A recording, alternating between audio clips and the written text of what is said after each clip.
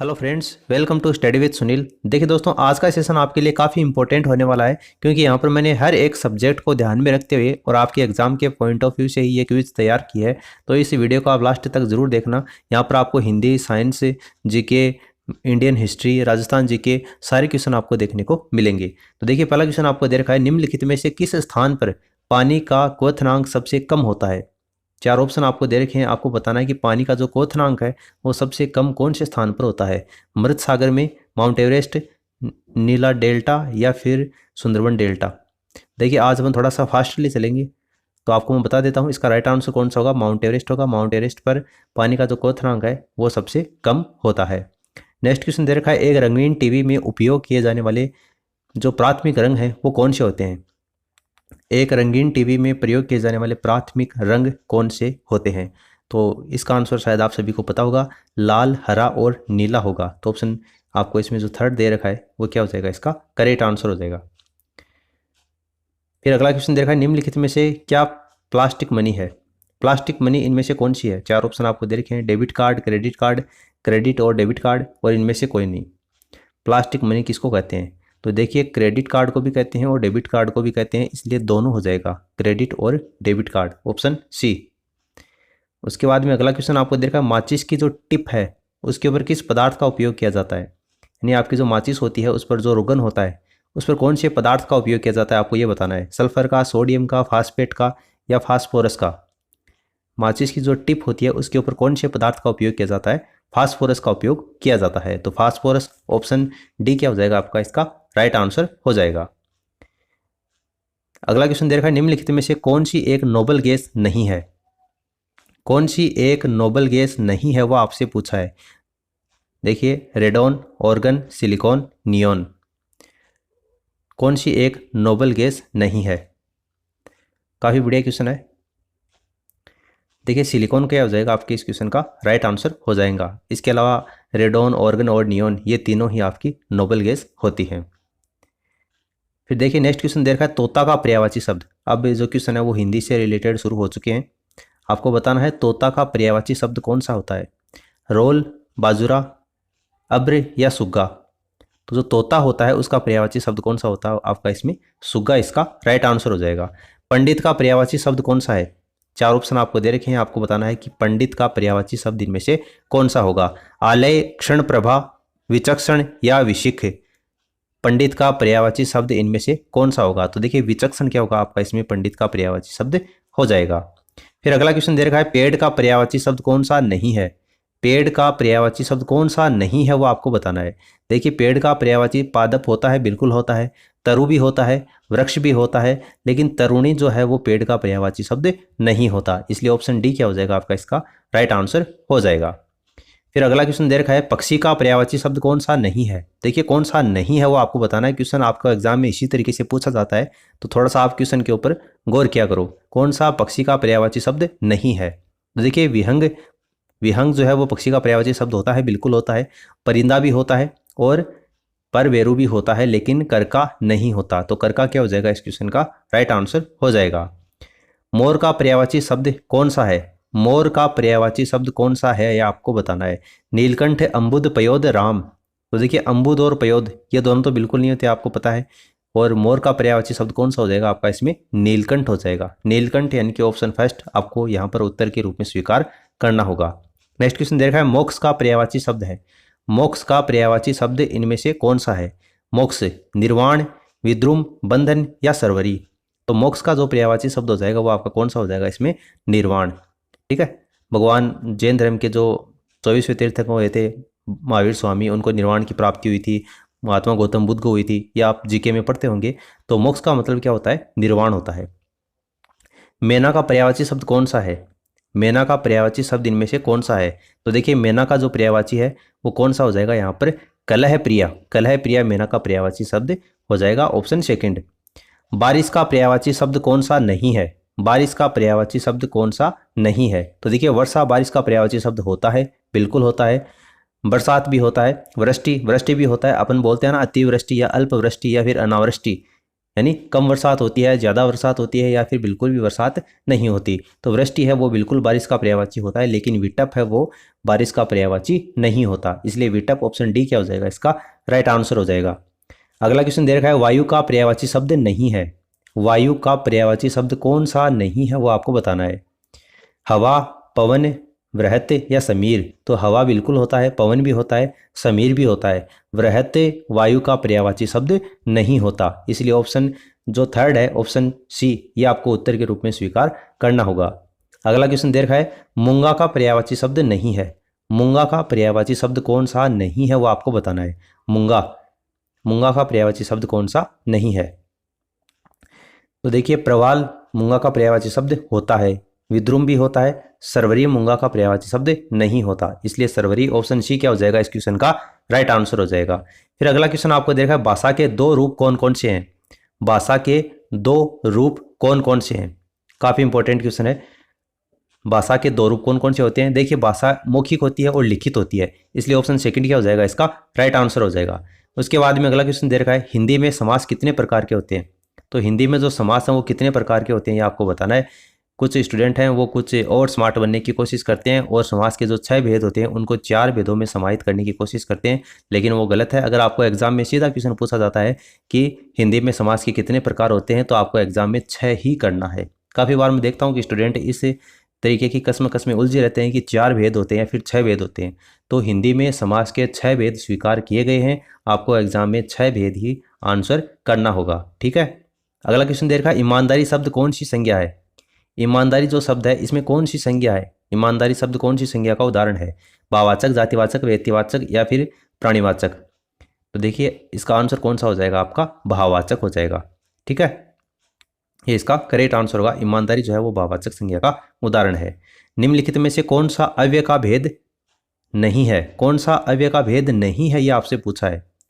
कौन सा अव्यय का भेद नहीं है। तो क्रिया विशेषण अव्यय होता है, बिल्कुल होता है। संबंध बोधक अव्यय भी होता है, समुच्चय बोधक अव्यय भी होता है। सार्वनामिक अव्यय नहीं होता, सार्वनामिक विशेषण होता है। इसलिए ऑप्शन डी क्या हो जाएगा, इसका राइट आंसर हो जाएगा। अगला क्वेश्चन दे रखा है, पत्ता जो शब्द है इसका पर्यायवाची शब्द इनमें से कौन सा नहीं है। पत्ता शब्द, इसका पर्यायवाची शब्द कौन सा नहीं है, ये आपसे पूछा है। क्वेश्चन को ध्यान से देखना, पत्ता शब्द का पर्यायवाची शब्द कौन सा नहीं है। तो किसलय होता है, पात होता है, पत्तर भी होता है। पत्ता का पर्यायवाची पत्तर भी होता है, लेकिन अर्पणा जो है वो पत्ता का पर्यायवाची शब्द नहीं होता। इसलिए ऑप्शन फर्स्ट क्या हो जाएगा, इसका राइट आंसर हो जाएगा।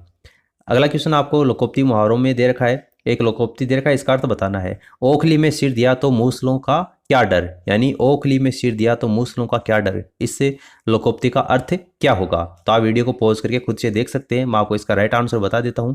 देखिए, ओखली में सिर दिया तो मूसलों से क्या डरना या फिर मूसलों का क्या डर, इसका मतलब होता है कठिन काम शुरू करने पर कष्ट तो सहने ही पड़ते हैं। यानी कि अगर आपको कठिन काम शुरू करने हैं तो उसमें आने वाली बाधाओं का सामना तो आपको करना ही पड़ेगा। तो ऑप्शन डी क्या हो जाएगा, आपका इसका राइट आंसर हो जाएगा। अगला क्वेश्चन दे रखा है, परिवार, भीड़, कक्षा, सभा। इसमें आपको बताना है कि शब्दों में कौन सी संज्ञा माना जाएगा। परिवार, भीड़, कक्षा और सभा, इनमें कौन सी संज्ञा आप मानेंगे। ये व्यक्तिवाचक संज्ञा के उदाहरण है, या भाववाचक, या जातिवाचक, या सर्वनाम है। तो ये तो सर्वनाम तो नहीं होगा, और आपको बता दूं कि भाववाचक भी इसका आंसर नहीं होगा। इन दो में से आपको बताना है, परिवार, भीड़, कक्षा और सभा। तो देखिए, भीड़ और कक्षा और सभा, इनको देखकर आप आइडिया लगा सकते हैं कि ये किसका बोध करवा रहे हैं, समूह का बोध करवा रहे हैं। और किस समूह का बोध करवाते हैं। द्रव्यवाचक जो संज्ञा होती है वो कौन सी में आती है, जातिवाचक संज्ञा के अंतर्गत आती है। इसका मतलब जातिवाचक संज्ञा, ऑप्शन सी क्या हो जाएगा, इसका राइट आंसर हो जाएगा। अगला क्वेश्चन दे रखा है, विराम चिन्हों की दृष्टि से कौन सा वाक्य शुद्ध है। विराम चिन्ह की दृष्टि से आपको शुद्ध वाक्य यहाँ पर बताना है। वाह कितना सुंदर दृश्य है, वाह कितना सुंदर दृश्य है, या वाह कितना सुंदर दृश्य है, या वाह के बाद में विस्मयादिबोधक चिन्ह लगाया गया है, और कितना सुंदर दृश्य है, और आगे आपको पूर्ण विराम चिन्ह लगाया गया है। तो आपको विराम चिन्ह कहाँ पर लगेगा और कौन सा लगेगा, इसकी दृष्टि से आपको शुद्ध वाक्य यहाँ पर छांटना है। तो आपको बता देता हूँ कि ऑप्शन जो आपको फोर्थ दे रखा है, वाह, उसके बाद में ये विस्मयादिबोधक चिन्ह आएगा, कितना सुंदर दृश्य है। और यहाँ पर कुछ स्टूडेंट कितना देखकर यहाँ पर प्रश्नवाचक चिन्ह कर देते हैं, लेकिन ये गलत होगा। कितना सुंदर दृश्य है, इसके आगे पूर्ण विराम आएगा, ठीक है। तो ये ऑप्शन फोर्थ क्या आ जाएगा, इसका करेक्ट आंसर आ जाएगा। क्योंकि यहाँ पर ये क्वेश्चन नहीं कर रहा, यहाँ पर जो भाव है वो क्वेश्चन करने का नहीं है, बल्कि उसके आश्चर्य का भाव है। तो वाह के आगे तो विस्मयादिबोधक चिन्ह आ जाएगा, और उसके बाद में यहाँ पर पूर्ण विराम चिन्ह के रूप में प्रयोग करेंगे। नेक्स्ट क्वेश्चन दे रखा है जीवन मुक्त शब्द का समास विग्रह क्या होगा। जीवन मुक्त जो शब्द है उसका समास विग्रह क्या होगा। जीवन और मुक्ति, जीवन से मुक्ति, जीवन के लिए मुक्ति, या जीवन भी और मुक्ति भी।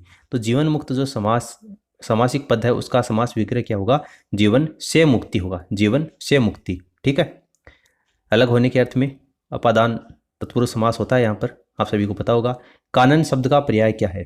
कानन शब्द का पर्याय क्या है। कानन शब्द का पर्याय क्या होता है। वन, विहिप, पेड़, या इनमें से कोई नहीं। तो देखिए कानन शब्द का जो पर्याय होता है वो इनमें से कौन सा हो जाएगा, आपका वन हो जाएगा। ठीक है, ऑप्शन फर्स्ट आपको यहाँ पर उत्तर के रूप में स्वीकार करना होगा। फिर नेक्स्ट क्वेश्चन आपको दे रखा है नवरात्र में कौन सा समास है।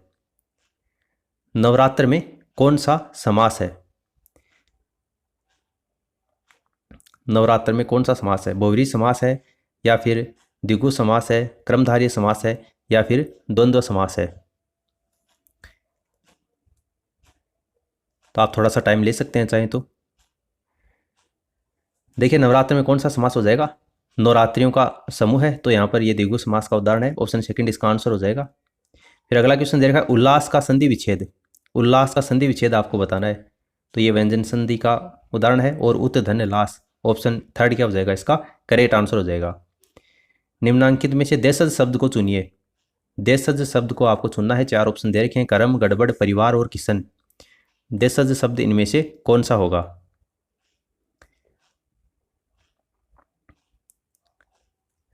तो देखिए गड़बड़ क्या हो जाएगा, इस क्वेश्चन का राइट आंसर हो जाएगा। अगला क्वेश्चन आपको दे रखा है निम्नांकित में से एक संयुक्त स्वर कौन सा है। संयुक्त स्वर कौन सा है, यानी कि दो स्वरों के योग से बना है। तो ए है जो मूल स्वर है, बिल्कुल ये नहीं होगा। आ है वो भी मूल स्वर है, ई भी मूल स्वर है, लेकिन ओ है वो संयुक्त स्वर है, दो स्वरों के योग से ये बना है, इसलिए ऑप्शन सेकंड क्या हो जाएगा, इसका आंसर हो जाएगा। फिर अगला क्वेश्चन दे रखा है तुम वह और मैं पिकनिक मनाने जाएंगे। यह वाक्य किस वचन में है, कौन से वचन में है, यानी कि ये एक वचन का वाक्य है, द्विवचन है, या फिर ये बहुवचन है।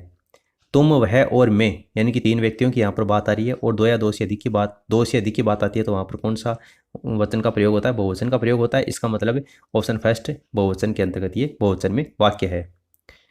फिर देखिए अगला क्वेश्चन आपको देखा है हरियाणा प्रांत में चित्रित दूसर जो मृद भांड है वो कौन से स्थल से अभी हाल ही में उत्खनन में प्रकाश में आए हैं। आलमगीरपुर, भगवानपुर, हस्तिनापुर, या कुरुक्षेत्र। हरियाणा के अंतर्गत वो कौन सी जगह है जहाँ से आपको बताना है कि ऋग्वेदिक काल के जो मृद भांड है, चित्रित दूसरे मृद भांड, वो अभी हाल ही में वहाँ पर खोदे गए हैं, खुदाई में प्राप्त हुए हैं। तो देखिए इसका राइट आंसर कौन सा हो जाएगा, आपका भगवानपुर हो जाएगा, ऑप्शन सेकंड। फिर अगला क्वेश्चन आपको दे रखा है प्राचीनतम विवाह संस्कार का वर्णन करने वाला विवाह सूक्त किसमें पाया जाता है। तो प्राचीनतम विवाह संस्कार का वर्णन करने वाला, तो देखिए प्राचीनतम विवाह संस्कार का वर्णन आप सभी को पता होगा कि ऋग्वेद के अंतर्गत किया गया था। ऋग्वेद में इसका वर्णन किया गया। ऋग्वेद में कहा गया कि विवाह है वो दो प्रकार के होते हैं, एक आपका अनुलोम विवाह होता है और एक आपका प्रतिलोम विवाह होता है। और धर्मग्रंथों में जो विवाह के प्रकार बताए गए हैं वो 8 प्रकार बताए गए हैं। पहला है आपका प्रजापात्य विवाह है, दूसरा है आर्ष विवाह है, तीसरा देव विवाह है, फिर ब्रह्म विवाह है, गंधर्व विवाह है, आसुर विवाह है, राक्षस विवाह है और पेशाच विवाह है। तो जो आपके धर्मग्रंथ हैं उसमें विवाह के टोटल 8 प्रकार बताए हैं, और ऋग्वेद के अंतर्गत भी विवाह के 2 प्रकार अंतर्गत इनको समाहित किया गया है, जिसमें एक आपका अनुलोम विवाह होता है और दूसरा आपका प्रतिलोम विवाह होता है। तो प्राचीनतम यानी प्राचीन समय में विवाह संस्कार का वर्णन करने वाला जो विवाह सूक्त है वो कौन सा है, आपका ऋग्वेद इसका राइट आंसर हो जाएगा। फिर अगला क्वेश्चन आपको दे रखा है ऋग्वेद में अघन्य यानी वध योग्य नहीं शब्द का प्रयोग किसके लिए किया गया। अघन्य शब्द का प्रयोग ऋग्वेद में किसके लिए किया गया है, ये आपको बताना है।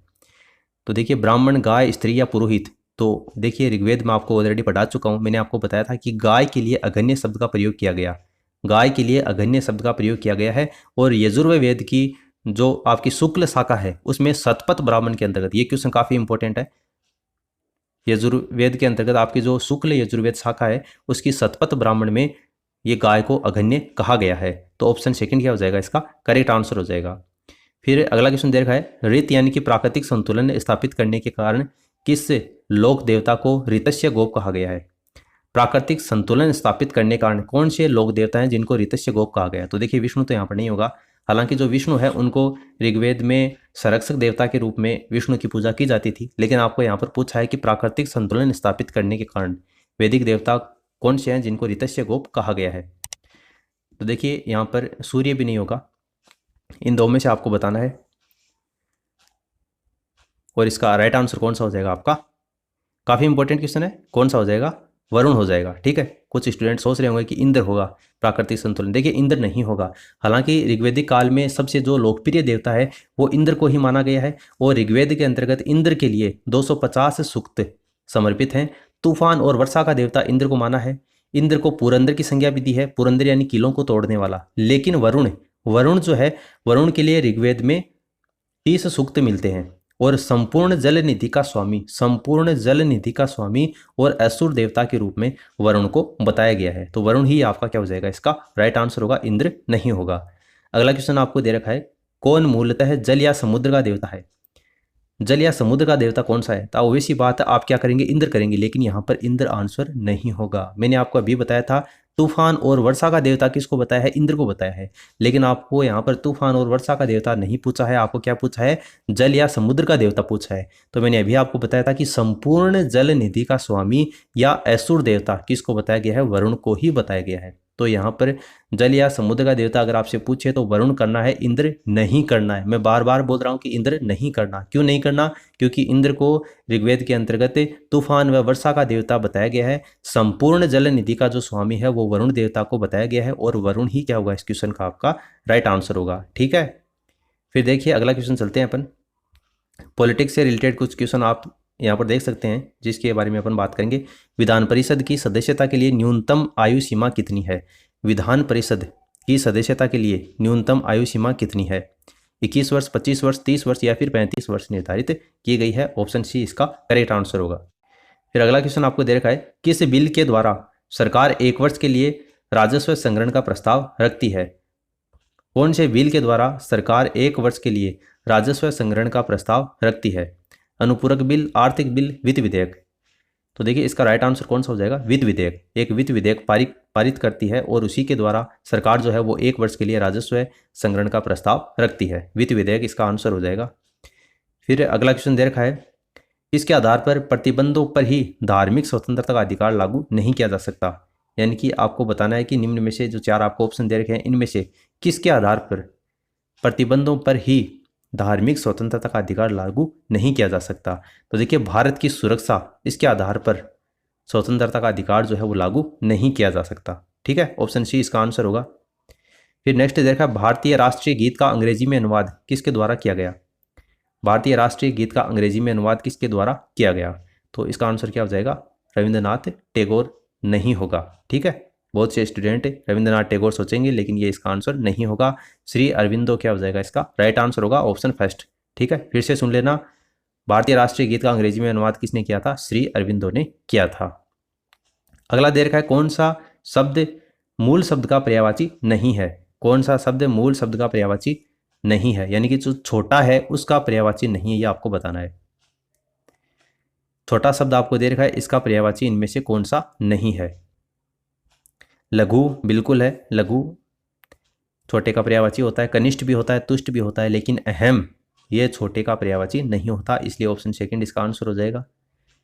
फिर देखा, इनमें से कौन सा वाक्य मिश्र है। मिश्र वाक्य बताने, इनमें से आपको कौन सा होगा। 2 वाक्य दे रखे हैं, फिर ये दोनों या फिर इनमें से कोई नहीं, तो ये तो नहीं होगा। इनमें से कौन सा वाक्य मिश्र वाक्य है।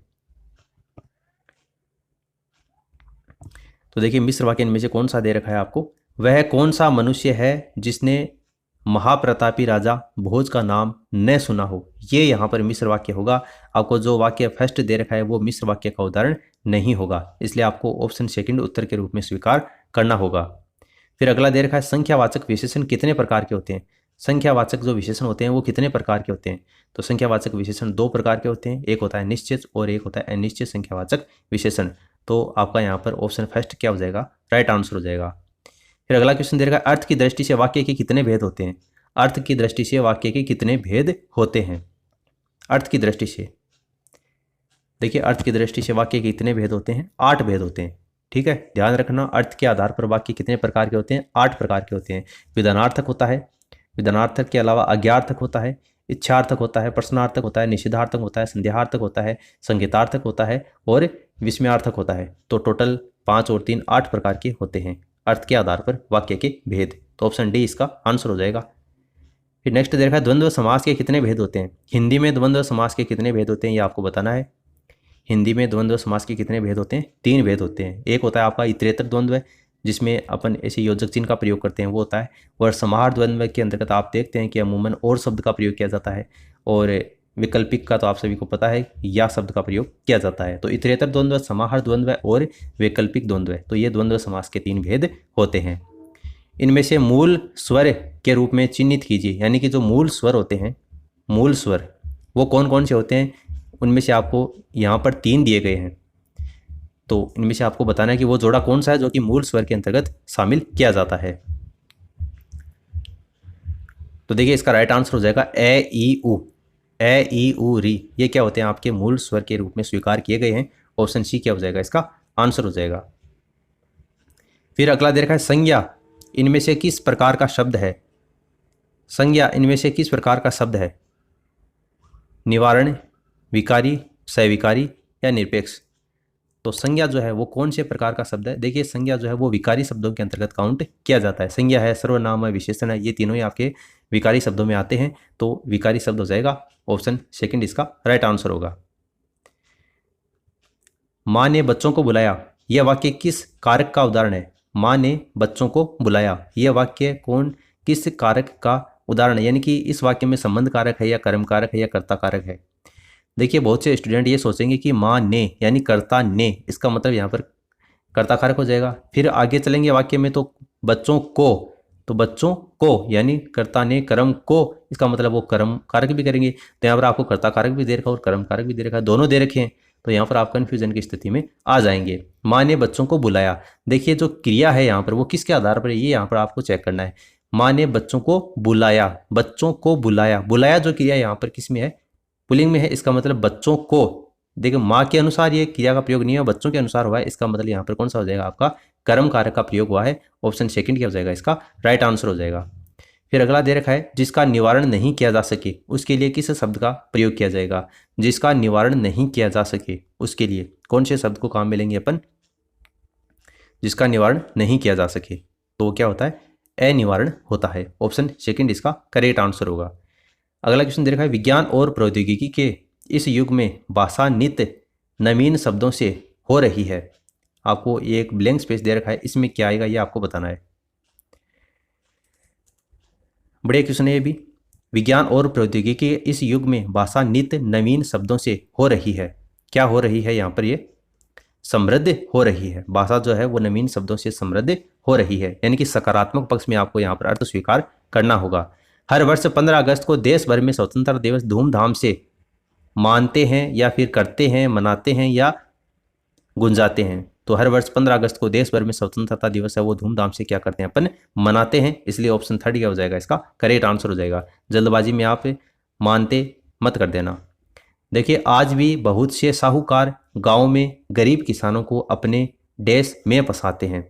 आज भी बहुत से साहूकार गांव में जो गरीब किसान हैं उनको अपने देश में फंसाते हैं। किस में फंसाते हैं ये आपको बताना है। साहूकार जो हैं वो गरीब किसानों को अपने चंगुल में फंसाते हैं। ठीक है, अपने चंगुल में फंसाते हैं। ये इसमें ऑप्शन डी होगा आंसर। अगला दे रखा है कविताओं में इस देश में निराला की कविताएं भी हैं। कविताओं के इस आकलन में है या फिर परिकलन में, विकलन में, संकलन में? तो वैसी बात है संकलन क्या हो जाएगा? इसका आंसर हो जाएगा कविताओं में इस संकलन में निराला की कविताएं भी शामिल हैं। तो ऑप्शन डी इसका आंसर हो जाएगा। फिर अगला दे रखा है अनुवाद शाब्दिक हो और उसमें उपयुक्त वाक्यांशों और मुहावरों का डैश प्रयोग न हो तो भाषा बोझिल, उबाऊ और अरुचिकर प्रतीत होने लगती है। ध्यान से देखना, अनुवाद शाब्दिक हो और उसमें उपयुक्त वाक्यांशों और मुहावरों का डैश प्रयोग न हो। देखिए यहाँ पर यह नकारात्मक दिया गया, प्रयोग न हो तो भाषा बोझिल बन जाती है, उबाऊ बन जाती है और अरुचिकर बन जाती है। तो यहाँ पर मुहावरों का कौन सा प्रयोग नहीं हो तो बन जाती है वो समुचित प्रयोग नहीं हो तो। ठीक है, वाक्यांशों और मुहावरों का अगर समुचित प्रयोग नहीं होता है तो भाषा बोझिल, उबाऊ और अरुचिकर प्रतीत होने लग जाती है।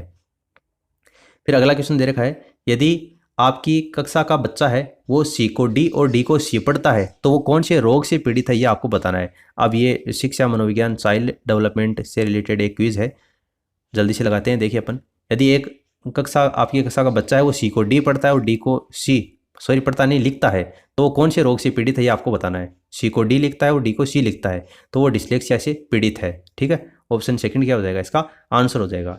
फिर अगला क्वेश्चन आपको दे रखा है, राष्ट्रीय पाठ्य चर्चा की रूपरेखा यानी एनसीएफ 2005 के अनुसार गणित शिक्षण का मुख्य उद्देश्य क्या है। गणित शिक्षण का मुख्य उद्देश्य एनसीएफ 2005 के अनुसार कौन सा होगा इनमें से। तो देखिए, गणित शिक्षण का जो मुख्य उद्देश्य होगा वो बच्चों में तार्किक चिंतन तथा समस्या समाधान योग्यता का विकास करना। फिर देखिए अगला क्वेश्चन आपको दे रखा है, एनसीटी का पूर्ण रूप क्या है। एनसीटी का पूर्ण रूप आपको बताना है, यानी कि इसकी फुल फॉर्म क्या होगी एनसीटी की।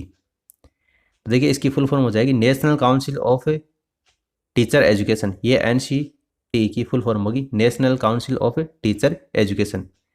अगला क्वेश्चन दे रखा है, समस्या के अर्थ को जानने की योग्यता वातावरण के दोषों और कमियों और रिक्तियों के प्रति सजगता यह विशेषता है। ये किसकी विशेषता है, ये प्रतिभाशाली बालकों की विशेषता है या सामान्य बालकों की या सृजनशील बालकों की। समस्या के अर्थ को जानने योग्यता वातावरण दोषों कमियों रिक्तियों के प्रति सजगता ये किसकी विशेषता होती है, सृजनशील बालकों की विशेषता होती है, ऑप्शन सी। फिर नेक्स्ट दे रखा है, आप अनपढ़ माता पिता के बच्चों को अंग्रेजी सिखाना चाहते हैं तो आप क्या करेंगे। अगर अनपढ़ माता पिता के बच्चों को अगर आप अंग्रेजी सिखाना चाहते हैं तो इन चारों में से आप कौन सी क्रिया करेंगे। देखिए क्वेश्चन काफ़ी बढ़िया क्वेश्चन है, इसको ध्यान से पढ़ो आप बच्चों से अंग्रेजी में बात करेंगे, नहीं। अगर बच्चों को अंग्रेजी आती ही नहीं है तो आप अंग्रेजी में कैसे बात करेंगे उनसे। आप बच्चों को अंग्रेजी में बोलने के लिए मजबूर करेंगे, जी नहीं, बच्चों को मजबूर नहीं करेंगे।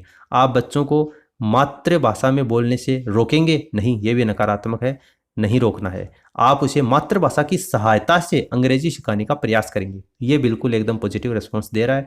और ऑप्शन डी ही क्या हो जाएगा, आपको यहाँ पर उत्तर के रूप में स्वीकार करना होगा। ऑप्शन डी क्या होगा, इसका राइट आंसर होगा। वीडियो अच्छा लगा है तो आपसे उम्मीद करता हूँ कि एक लाइक आप जरूर देकर जाएंगे और अपने दोस्तों के साथ में इस वीडियो को आप शेयर जरूर कर देना ताकि उनको भी इस अमेजिंग स्टडी के बारे में पता चल सके। आपको वीडियो रेगुलर यहीं पर प्रोवाइड होते रहेंगे। इस वीडियो में फिलहाल इतना ही, मैं अपनी वाणी को विराम देता हूँ। Thanks for listening, God bless you all.